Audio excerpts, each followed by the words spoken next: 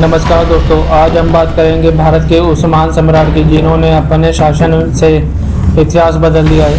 सम्राट अशोक महान की।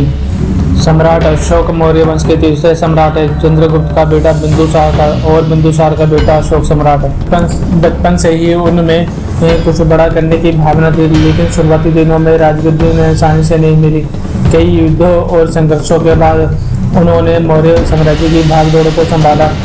अशोक के जीवन का सबसे बड़ा मोड़ था कलिंग युद्ध। इस युद्ध में लाखों लोग मारे गए और हजारों लोग घायल हुए। इतने लाशें और खून खराबा देखकर अशोक का दिल बदल गया।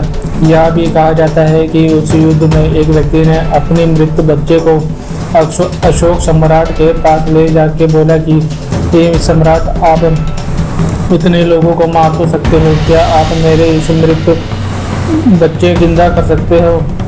यह बात सुनकर अशोक सम्राट भावुक हो गए और वह रोने लगे। उन्होंने महसूस किया कि असली जीत हिंसा से नहीं बल्कि धर्म और प्रेम से होती है।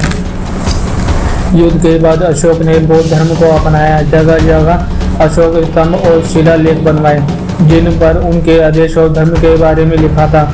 उनका शेर वाला अशोक स्तंभ आज भारत का राष्ट्रीय चिन्ह है। अशोक महान इसलिए कहा जाता है क्योंकि उन्होंने शक्ति के बजाय शांति को चुना। अशोक सम्राट का साम्राज्य भारत से शुरू होकर पाकिस्तान, अफगानिस्तान, बांग्लादेश और तुर्की जैसे देशों तक फैला हुआ था, जिसे हम अखंड भारत भी कहते हैं।